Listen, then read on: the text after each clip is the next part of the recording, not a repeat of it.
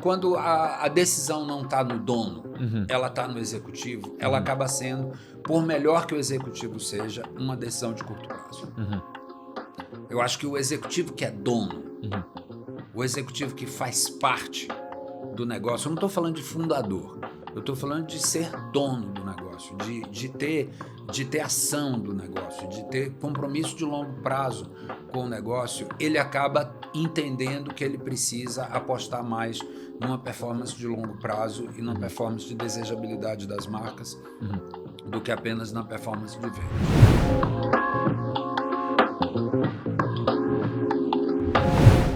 Oi, eu sou Daniel Guinesi e esse é o Marketing Measurement Talks, o podcast da Uncover sobre o estado da arte de dados, inteligência artificial e mensuração aplicada a marketing.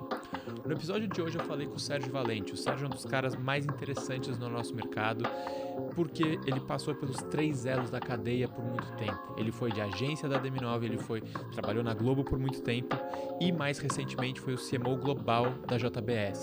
Ele traz uma perspectiva única sobre a relação entre longo prazo e curto prazo na comunicação, o que é brand building, o que é o domínio da performance e como que as marcas podem navegar conciliando os interesses de curto prazo com os interesses de longo prazo. Acho que a ótica do Sérgio é muito interessante porque ele nunca abre mão da importância do negócio e da importância que marketing tem para o seu objetivo final, que é a geração de negócio, mas conecta isso com toda a parte criativa e toda a parte de criação de desejo do marketing. Se você está interessado nesses temas, ouve o episódio aqui. Sérgio, super obrigado por ter topado falar com a gente. Uma honra te ouvir, compartilhar, cara, uma experiência imensa que você tem. Rapaz, quando você fala assim, experiência imensa, eu fico 333 anos mais velho. Não, experiência intensa, experiência, enfim, como você preferir. É, Cara, vamos começar assim falando, eu acho que como alguém que, enfim, passou por todos os elos do mercado e pensar a construção, viu um momento muito forte de construção de marcas, viu um momento muito forte de performance. Como que se enxerga hoje esse dilema de longo prazo e curto prazo? E como que as marcas estão tomando decisões e como poderiam tomar melhor a respeito de como elas investem no longo versus curto prazo? Pare, primeiro deixa eu começar com uma crença. Uhum, Eu acho que comunicação, porque para mim é importante começar com essa crença para você entender, ou para quem está assistindo entender, que esse não é um papo de artista. Eu não sou um artista. uhum, Eu sou um vendedor.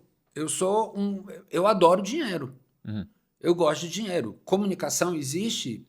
Eu adoro vinho caro, adoro vinho bacana, gosto de roupa, gosto de carro. Eu gosto de tudo que custa dinheiro, gosto de viajar. E para poder, eu entendo, e eu curto o capitalismo, eu entendo a comunicação como uma ferramenta do capitalismo. uhum, E para mim é importante começar com esse disclaimer, porque ao longo do papo você vai ver que parece que eu luto, parece que eu defendo, que eu faço uma defesa anti-performance. Eu não faço uma defesa anti-performance. uhum, Eu acho que performance é tudo de bom, eu acho que venda é tudo de mais importante. O problema é que eu acho que o discurso apenas da performance é um discurso raso, uhum. é um discurso pequeno. Mas vamos lá, para mim qual é o disclaimer? Comunicação existe para três coisas. E só essas três coisas. A primeira coisa, fazer com que as pessoas gostem de pagar mais quando elas poderiam pagar menos. Uhum. E aí o gostem tem uma importância enorme, porque você não está enganando as Claro. pessoas. Você está dando tanto valor agregado à pessoa que a pessoa acaba gostando porque ela percebe o valor agregado, percebe o valor que você adiciona ao seu produto, então ela gosta de pagar mais, mesmo podendo pagar menos com Uma outra uma alternativa. outra alternativa. Você muda Então o primeiro papel é mudar a equação de valor de um produto na cabeça, né? Aquele preço ele passa a ser percebido como barato versus o valor que a pessoa. Se resolver o meu problema, esse preço é barato. Aliás, Perfeito. hoje eu mandei uma frase para um fornecedor meu, que ele estava falando, custa tanto. Eu não entro na discussão. Para Uhum, mim, o fato de ser muito dinheiro ou ser pouco dinheiro é uma outra história. uhum, Mas o fato de ser caro ou barato Depende do resultado que ele entrega para mim. E não dá para você acreditar que a única coisa que entrega esse resultado é só o produto. Hoje, com retroengenharia, você consegue criar um mesmo produto pragmático de um jeito muito fácil. Então, se você consegue, a China está aí para provar isso. Se você consegue fazer um microfone igual a esse, com a mesma condição ou com mais captação, na hora que você vai produto versus produto, a decisão é pelo preço. Mas quando você vai marca por marca, a decisão não é preço. Perfeito. Então, fazer as pessoas gostarem de pagar mais quando elas poderiam pagar menos. Segundo ponto, fazer as pessoas gostarem de comprar mais quando elas poderiam comprar menos. E aí o comprar mais não é uma ode ao capitalismo desenfreado, não é sobre isso que eu estou falando. Eu estou falando sobre um questionamento que eu faço a qualquer pessoa. Quantos tênis você tem? Quantos óculos você tem? Quantos óculos você precisa? Então, tem alguma coisa que faz a pessoa dar um passo além da necessidade, dar um passo além do preciso. E esse fator é construído pelo branding, é construído pela comunicação. E de novo, a comparação imediata, se você vai muito pragmático, se você traz uma performance muito pragmática, você não aciona, você mantém os cliques acionados no que diz respeito à necessidade. Ao necessário. Aí parece a filosofia do Balu. Sabe o Balu do Mowgli? Eu só uso o necessário, somente o necessário. O extraordinário é demais. Desculpa, Balu, o extraordinário não é demais. Demais é o que os produtos entregam emocionalmente para mim. Isso aí me lembra aquela que todo mundo aprende na faculdade, a pirâmide das necessidades. Né? Mas eu acho aquela pirâmide das necessidades do Maslow um saco.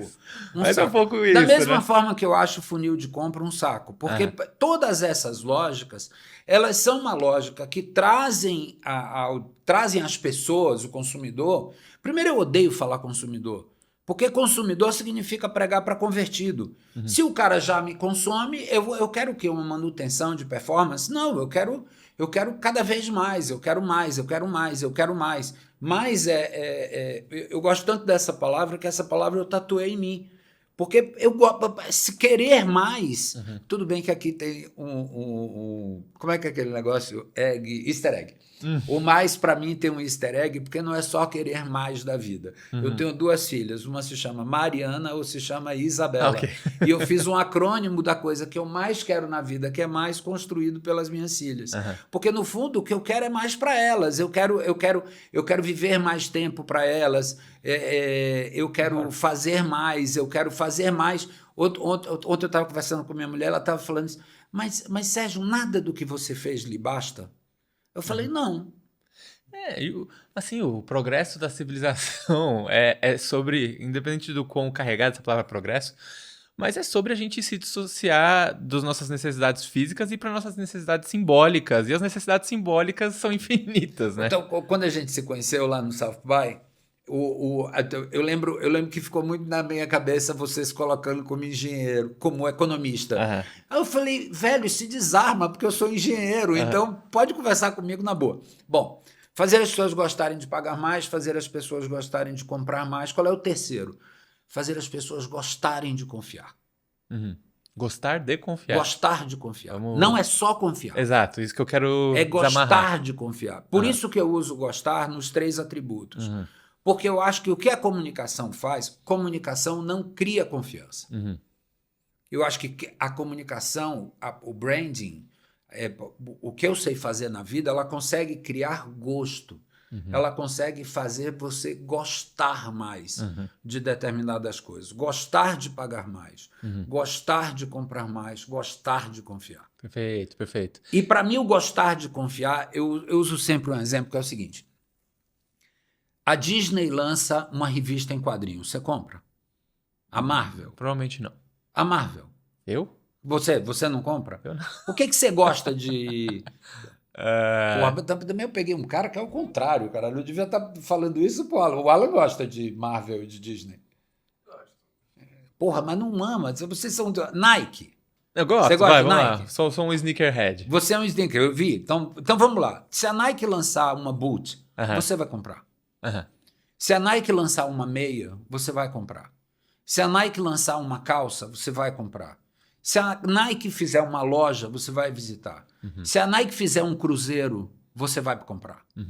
Porque a Nike ela tem uma capacidade de fazer você gostar dela, de você confiar nela, que te permite, com a salvaguarda dessa marca, ela ir para mares nunca antes habitados. Sabe a abertura do Star Trek? Você é geek? Eu sou geek pra caramba. Aí acertou. Sim, então acertei. Star Trek vai. Então Star Trek a gente se alinha. Eu também sou fã de Star Trek. Indo audaciosamente, indo onde nenhum homem jamais esteve. Eu acho que isso a depender da chancela, se você tivesse lá troque Stark, você não iria, mas na Star Trek você iria. Então, eu acho que esta filosofia é uma filosofia do gostar. E gostar, ela diz respeito, para mim, como você constrói gostar. Você constrói com desejo. E eu acho que quem vende não é o CMO. Quem vende não é a sua decisão de venda. Claro que você precisa ter um resultado de venda dentro do período, senão você vai se ferrar e você precisa ter compromisso de venda. Mas veja que eu, pragmaticamente, estou falando de dinheiro o tempo todo. Eu não estou falando de outra coisa. A única coisa é que eu não falo só da compra presente. Eu falo da compra futura. Perfeito. Eu acho que todas essas marcas, apesar de algumas marcas você não gostar, são marcas que referendam para você uma confiança que se reflete em grana. Você sabe. Então, vamos... Falei pra caralho, mas só para poder dar é um disclaimer longo, mas é um disclaimer que me permite dizer, não faça apenas performance na sua vida. Perfeito. Eu acho que o grande ponto é existe uma teórica dicotomia entre quem defende uma comunicação de sentido, que cria relacionamento, que é mais criativa, e quem gosta de número e venda, e o que você está desfazendo essa dicotomia. Na verdade, o que você está falando essa dicotomia ela é falsa e ela coloca a gente num... Dani, eu fui presidente da DM9 durante muito tempo.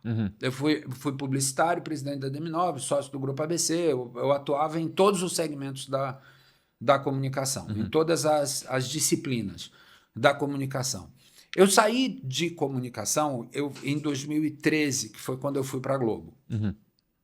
Até 2013, eu lembro de estar sentado nos conselhos das empresas. Eu lembro de estar tendo conversas. As conversas que eu tinha eram conversas de resultado do período, de resultado do quinquênio, de valor de marca, de aferição de valor de marca. Quando eu criei o e-digital, eu criei um asset para o Itaú.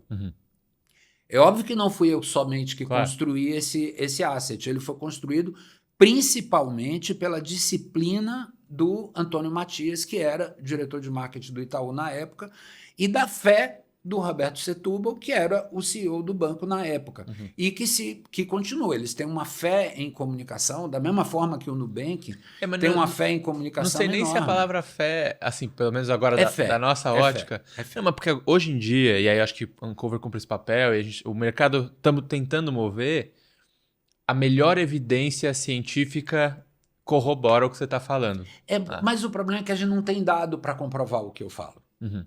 Eu sei que vocês trabalham com dado e eu acho admirável, eu quero sempre conhecer mais, até porque eu adoro conhecer tudo que eu não sei. Eu acho que esse cruzamento de mídia, da performance de mídia, da usabilidade da mídia com a performance de venda que vocês fazem, eu acho brilhante. A única coisa é que essa venda futura, não existe dado sobre o futuro. Mas o presente, ele carrega muita informação sobre o passado. Então, não tem certeza nenhuma sobre o futuro. Exatamente. Mas... Por isso que eu falo que é fé. Mas o que eu consigo demonstrar através do dado? Consigo demonstrar com muita clareza que a rentabilidade presente de uma campanha de mídia vai ser extremamente distinta para uma marca altamente desejável e uma marca indesejável. E aí você vai criando uma marca mais fraca, uma marca mais sumida. Quando eu tenho clientes que têm marcas amadas, conhecidas por todo mundo. Ele faz isso de mídia e o resultado presente é gigantesco. A marca que ninguém conhece, que está num mercado super competitivo, super comoditizado, que é preço, ele vai fazer um monte de mídia e essa mídia não vai ter um resultado. E aí Mas isso me lembra o que a gente estava conversando um pouco antes da câmera ligar. No fundo, falar sobre essas coisas sutis é economicamente a coisa mais vantajosa para uma empresa. Perfeito. Eu acho que... Porque você gasta a mídia. Rapaz, o que a gente está deixando dinheiro na mesa. Não estou falando para diminuir seu volume de mídia, não. Eu só estou falando que talvez você não esteja investindo no lugar certo. Não, assim, não está. Hoje eu acho que a gente... E aí eu vou emendar isso com uma questão em cima do que você falou, porque não é à toa que talvez você falou em 2013 você estava em mesa de conselho tomando decisão. E eu acho que os últimos 10 anos houve uma migração de atenção bizarra para o curto prazo que teve consequências no mercado. Eu diria duas coisas.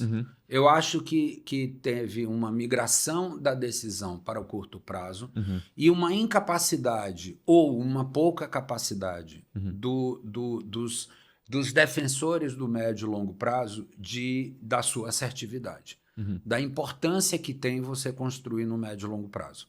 Eu acho que quando você...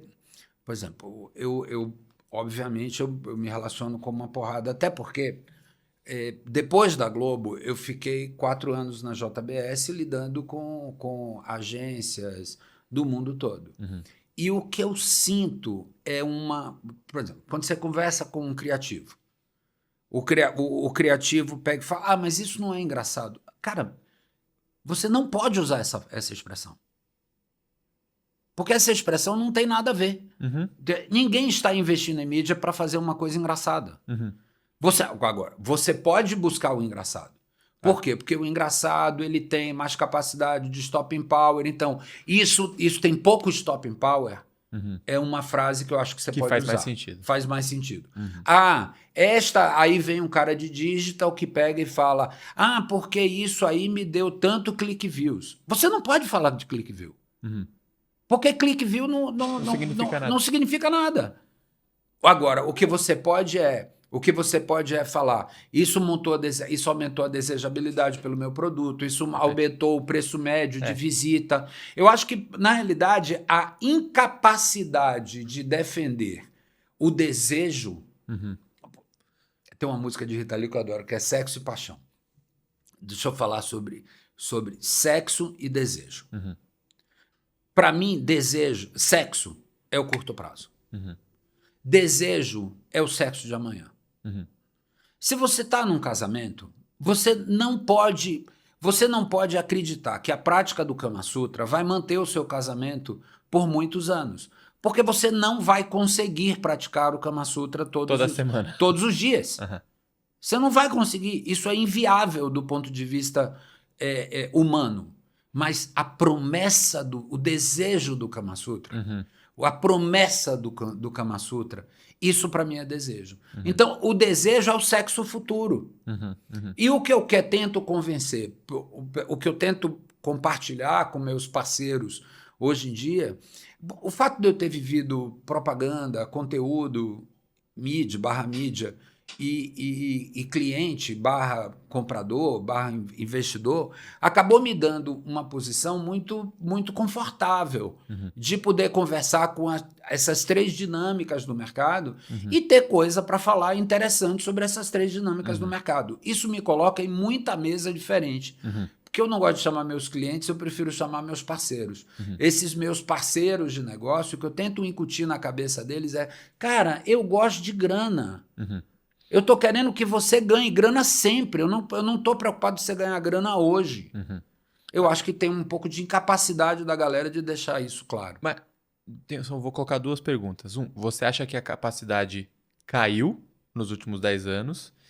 E por quê? E se sim, por quê? O que acontece de 2013 até 2025 para o curto prazismo imperar mais? Tem alguma mudança no tecido da cultura? Eu acho que não tem uma resposta só, nem tem uma resposta fácil.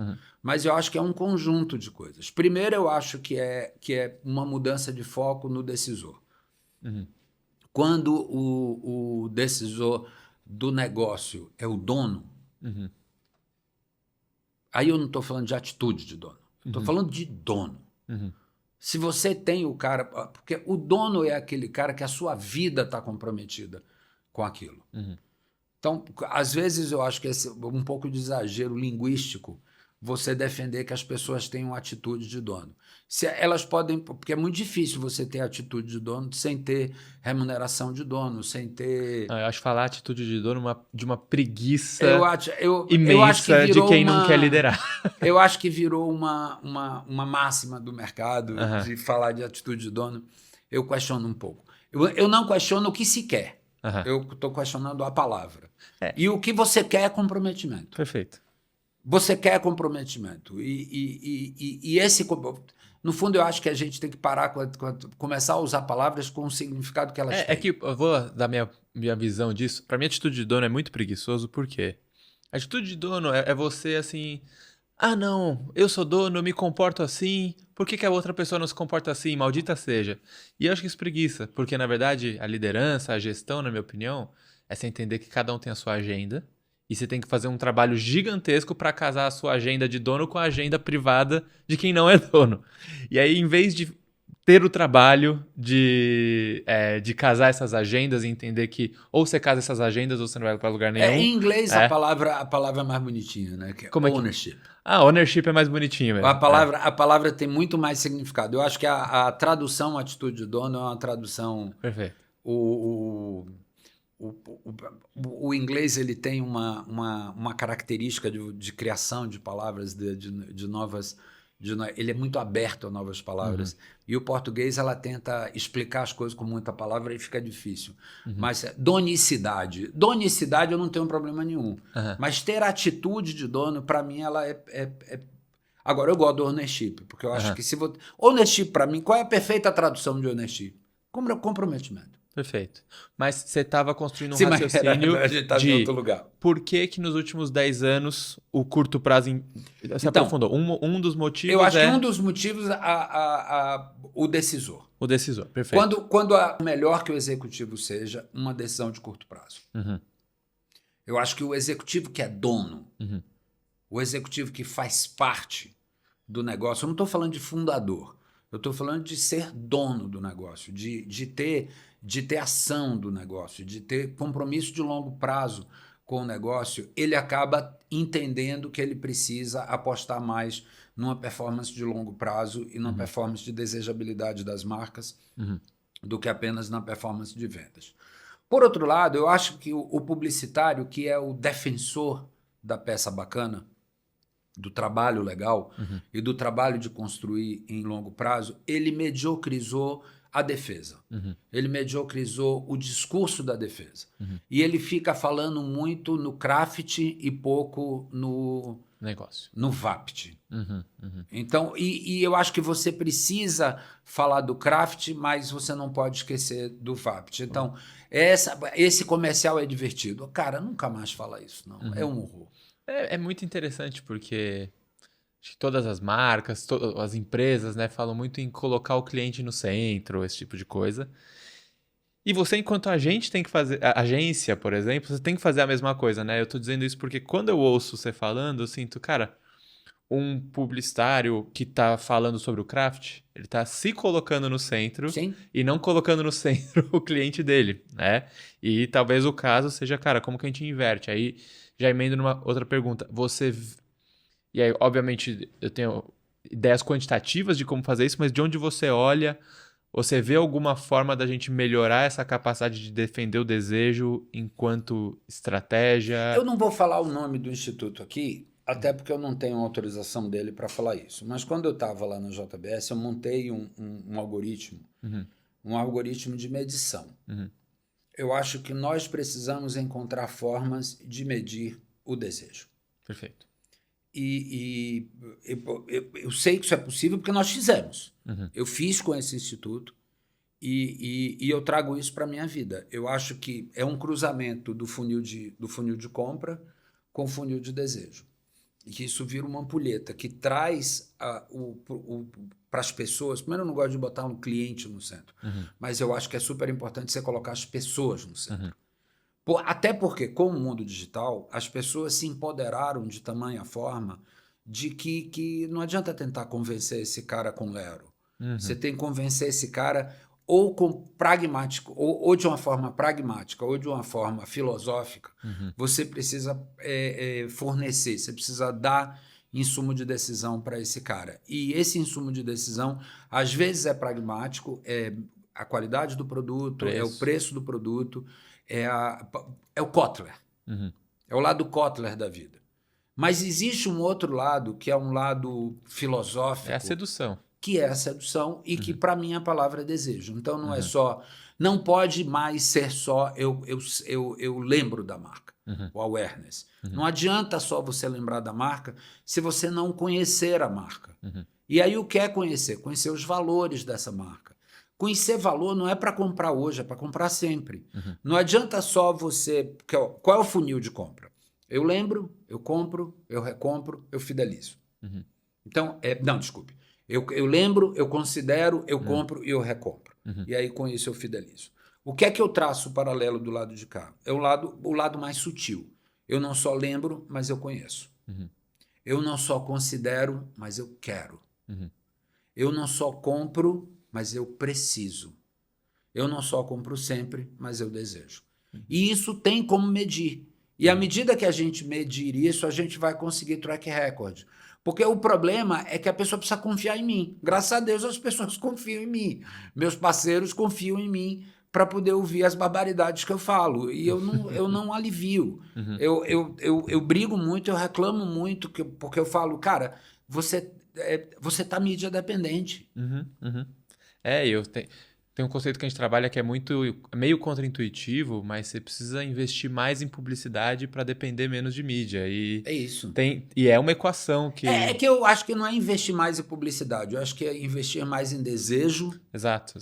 Você precisa investir mais em desejo para depender menos da mídia. Perfeito. É que, claro, de uma ótica bem... Porque publicidade pode ser venda. Pode, perfeito. É que de uma ótica bem específica de mídia, né, onde a gente olha, a gente vê...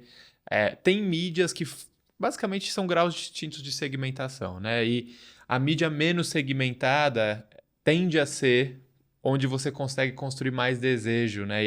E a ultra segmentada... Não sei. Não sei, eu tenho dúvidas. Tende a ser, eu acho que... Quer dizer, tem claro que o mercado, acho que hoje existe um ambiente de de construir mídias de desejo também que são muito segmentadas, né? Mas é que hoje, geralmente, a mídia hipersegmentada de performance, ela tá no clickbait, Mas eu acho que o problema não é ela ser hipersegmentada, o problema é ela ser focada no clickbait. Sabe, eu acho que eu vou te dar um exemplo de uma marca que eu amo, americana. Amo. E quem puder, estuda essa marca, porque essa marca, o que esse cara tá fazendo é genial. Essa marca se chama Liquid Death. É uma marca de água americana. E pô, bicho, não dá para fazer água que não seja só H2O. 90%, porque tudo bem, tem água flavorizada, tem água com gás, mas 90% da água e da lógica da água é H2O. Só que ou seja, o produto, ele é perfeitamente clonável. Ah, não, mas esses caras fizeram toda a lógica deles em cima de embalagem de metal e não embalagem de plástica. É super fácil clonar. É super fácil clonar. Ah, não, mas o nome é disruptivo pra caramba, Liquid Death. Também é fácil de clonar. Você pode tocar Vicious Liquid. Tá aí. Você tá aí, tá criado. Qual é a magia? É quando você não consegue explicar. E aí eu acho que tem uma magia. Esse cara fez uma magia porque ele foi a primeira marca. Outro dia eu tenho um parceiro meu que ele fala o tempo inteiro, porque a gente precisa ser disruptivo, a gente precisa ser disruptivo, a gente precisa ser disruptivo. E eu sempre falo para ele, cara, ser disruptivo é fazer o que os outros não fizeram. De um jeito que os outros não fizeram. Ser disruptivo é isso. Só que fazer o que os outros não fizeram de um jeito que os outros não fizeram, você não tem track record de qualidade. Então, toda empresa que fala, eu sei como fazer porque eu já fiz assim no passado, esta não é uma empresa disruptiva. Ela pode ser uma empresa bem-sucedida, mas ela não é uma empresa disruptiva. Total. Sérgio, para a gente ir encaminhando para o fim, acho que o tema... É uma pena, adoro conversar. Pô, também. Tá realmente muito bom esse papo, mas assim, toda a conversa hoje em dia, em algum instante, né? Se você tá gravando, você tem que falar de inteligência artificial e acho que dentro desse enquadramento que você está fazendo do mercado, da importância das marcas gerarem desejo, do desafio de medir desejo, de como o desejo é uma coisa que gera retornos de longo prazo. E aí a gente tem a inteligência artificial, acho que impactando drasticamente o jeito que as marcas falam, né? E acho que eu queria ouvir um pouco a sua ótica de como que você enxerga esse impacto hoje dentro de tudo que a gente falou. De novo, não tem uma resposta Claro. fácil, não tem uma resposta só. Eu acho, bom, para começo de conversa, eu adoro. Uhum. Eu adoro. Eu acho que se Beethoven fosse vivo hoje, se Mozart fosse vivo hoje, ele não tocaria piano. Uhum. Porque é uma estupidez usar o talento dele tendo que pegar uma. Porque os anos que você precisa se dedicar para você ter uma memória muscular para poder conseguir tocar piano. O Mozart, ele teve por mais que ele fosse genial e tocasse pra caramba aos 12 anos de idade, ele conseguiria tocar a inteligência artificial aos 6. Uhum. Ele não precisaria esperar até os 12 com a genialidade dele.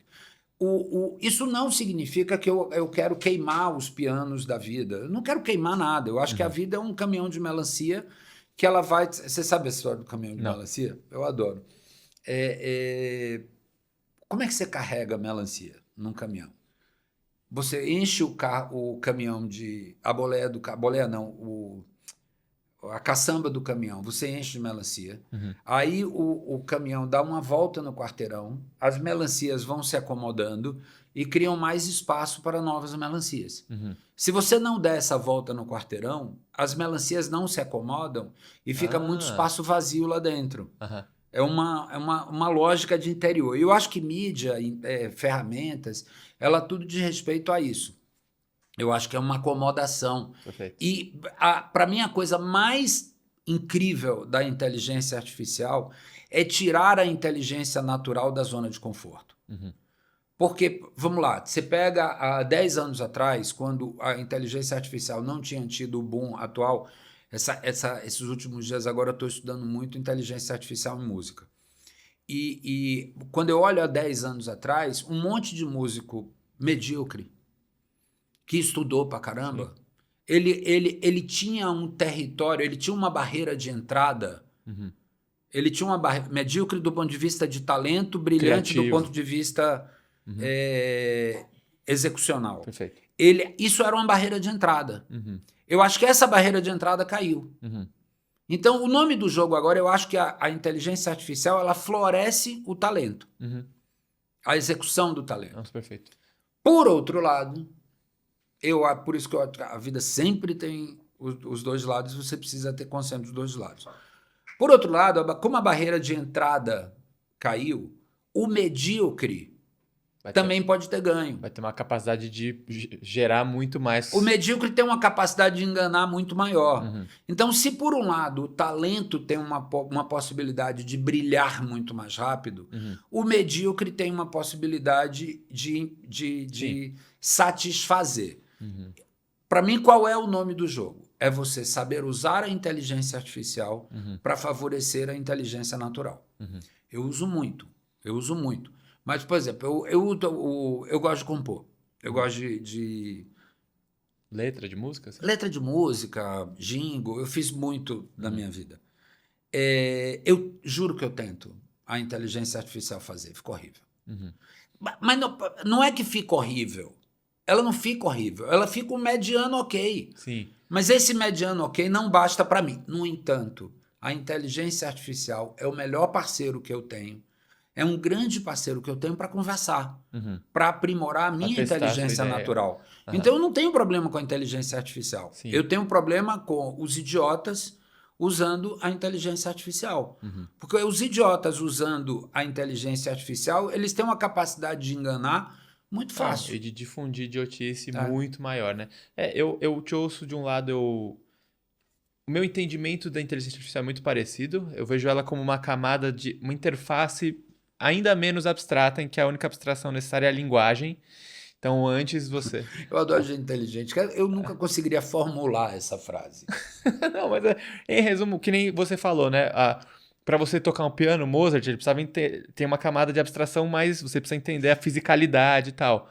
Agora você tem uma abstração que é só a linguagem, é mais simples, mas eu vou te dar meu medo em cima disso também, porque de forma ampla eu concordo com você, mas meu medo é as pessoas, elas se habituam a junk food e elas esquecem o gosto. Se você só é apresentado a junk food na sua vida, a comida boa, você não gosta, você tem uma rejeição. Eu vejo isso em outras artes, em outros ambientes onde as pessoas, né, vão sendo tão impactadas por lixo que a cognição delas passa só a aceitar lixo. E o que é melhor Dani, eu é... não sei se eu concordo disso, não. Ontem eu vi um vídeo super interessante. O Damien Hirst, Aham, o Damien Hirst, o grupo do Damien Hirst está lançando uma coleção de gravuras uhum, dele, serigrafias assinadas pelo uhum, Damien Hirst. É uma serigrafia, uhum. são Invaders, Space Invaders do Damien Hirst. É Sim. lindo. Fiquei com vontade danada de comprar. Quando você olha sobre essa ótica, esse Space Invaders do Damien Hirst é uma gravura. Uhum, Só que é uma redefinição da gravura. O Cobra, ele no início desse ano, não estava no Brasil, eu acabei não conseguindo comprar. uhum, É um trabalho lindo que ele fez. Um trabalho lindo que ele fez com 50 gravuras que ele vendeu. O Gabi Vickbold, uhum. ele vende quadros belíssimos feitos de foto, que teoricamente é só você imprimir mais uma foto. Uhum. Eu acho que a tecnologia, ela existe para facilitar, ela existe para...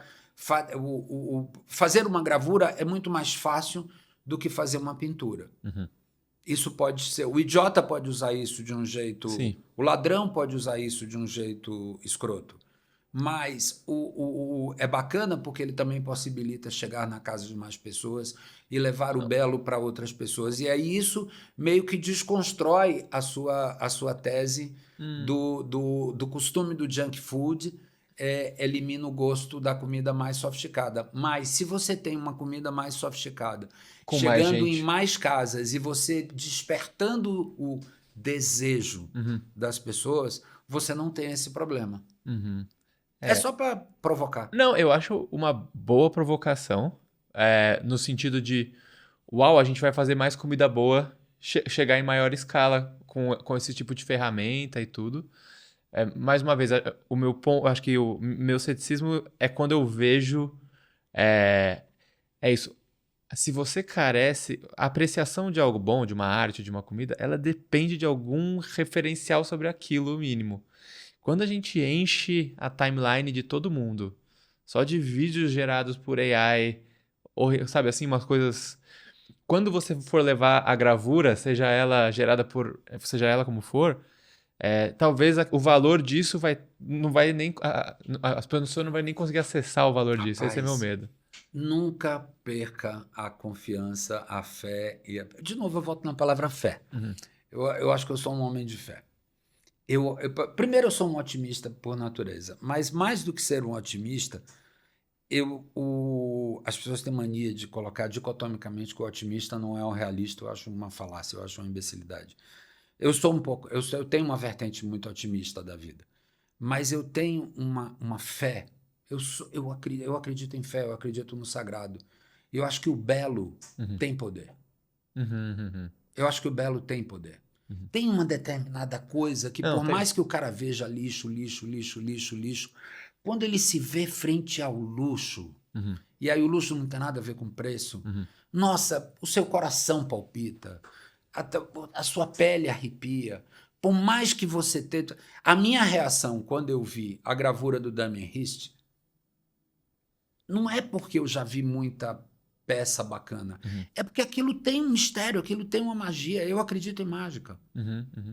É, Por isso eu sou apaixonado pela Disney. não, e a arte, o que é bom, né? Ele opera no campo do imponderável mesmo, do que não é capaz de ser descrito, né? Bom, vou usar essa mensagem de otimista pra gente encerrar o papo, mas Sérgio, agradeço demais, pô, por ter compartilhado tudo aqui. Eu acho que é uma ótica, assim, de quem que nem a gente conversou, né? Passou no nosso mercado por agência, por veículo, por anunciante, sempre em cargos hiperestratégicos. Então, é muito rico você, porque eu acho que você acaba... Sabe o que eu acho que mais é bom, assim? É chegar no conceito básico. Porque quando o mercado ele vai criando tantas abstrações, tantas coisas, e a gente chega... Acho que quando a gente consegue pensar melhor quando a gente chega na essência de o que é comunicação, o que é desejo, qual que é o propósito, por que a gente existe, e a partir desse essencial começar a entender o que é abstrato. Né? Na Soluções Valentes, Dani, que é a minha empresa, que eu estou rodando ela por agora, o símbolo dela é um asterisco. E é um asterisco de 6 pontas. O próprio asterisco ele é resultado de uma marca brilhantemente criada para mim pelo Pedro Capelletti. Mas o asterisco ele é feito de 3 vezes, que foram as 3 vidas do valente que vos fala. Então, a vida de agência, a vida de propaganda, a vida de indústria. Esses 6 eixos, eu construo a tese disso de um algoritmo de construção de valor. Então, a primeira coisa que você precisa ter clareza é qual é o seu negócio. Porque as pessoas falam, a coisa mais importante é o propósito. Mentira. Propósito é a segunda coisa. A primeira coisa é qual é o seu negócio. Porque você não trabalha numa ONG, você trabalha num negócio, você trabalha numa empresa. Então, essa empresa precisa ter um propósito de business. E o propósito de business, ele é sustentado pelo propósito emocional. E aí a segunda coisa, por que eu faço o que eu faço? Qual é o meu modelo de negócio? Você precisa ter clareza disso. Qual é o negócio? Qual é o por que você faz? No porquê você faz, o que você faz. No que você faz, o como você faz. Porque o como é fundamental. O como é que vai dar diferencial. O como você faz precisa ter o para quem você faz. O para quem você faz precisa ter uma entrega de valor para essas pessoas. O que você resolve para a vida delas. Então, na hora que você tem mapeado esse algoritmo da solução valente só porque é da minha empresa, mas é a clareza do negócio, porque a clareza do negócio, do propósito, do seu diferencial. Então, qual é o seu modelo de negócio, por que você faz, o que você faz, como você faz, para quem você faz, o que você resolve. Aí você tem a possibilidade de criar uma solução valente para um determinado problema. Mas quanto mais clareza você tem disso, a decisão de se você vai fazer uma mídia de performance ou uma mídia de construção de valor, a decisão de se você está optando pela venda presente ou pela venda futura, a decisão de você quer ser mídia dependente ou se você quer ser mais image dependente, ser mais desire dependente, eu acho que dá mais dinheiro ser desire dependente. Eu acho que dá mais EBITDA, dá melhor EBITDA no curto, no médio e no longo prazo. Um ativo é uma coisa, por definição, é algo que gera fluxos de caixa futuro, né? E mídia que só constrói a curto prazo... Tem um economista do meu lado. Né? Não produz ativos, né? E venda futura, marca. Mas ativo, né? tudo que eu mais acredito. Da mesma forma que eu acho que a melhor forma de ser socialista é ser capitalista, eu acho que a melhor forma de gerar resultado no curto prazo, imediato, é você investir no resultado futuro. Espetacular. Perfeito, vou encerrar com essa, Sérgio, mas obrigado mesmo por tudo. Não, obrigado pela oportunidade, eu adoro falar. Falou e falou muito bem. Muito obrigado. Obrigado pelo convite e espero que seja... Eu espero que você tenha curtido, você que está assistindo a gente, tenha curtido esse papo. Prioridade minha é sempre que a gente curta. Mentira. Não, mas eu acho que tem uma coisa que eu acredito na vida. É que eu acho que você só consegue proporcionar felicidade para o outro se você é uma pessoa feliz. Total. Então você só consegue proporcionar entretenimento para as pessoas se você se entretém. Você só consegue proporcionar conteúdo para as pessoas se você está consumindo aquele conteúdo naquela hora. Então eu acredito muito nisso. Assim, depois eu passo, se você puder só colocar meus arrobas da vida. Quer falar já? Eu não sei, eu me atrapalho muito. Eu sei que é eu.Sérgio Valente no Instagram, Soluções Valentes, mas depois eu te mando e você coloca tá bom, combinado. Aqui nos comentários. Valeu, Sérgio. Valeu.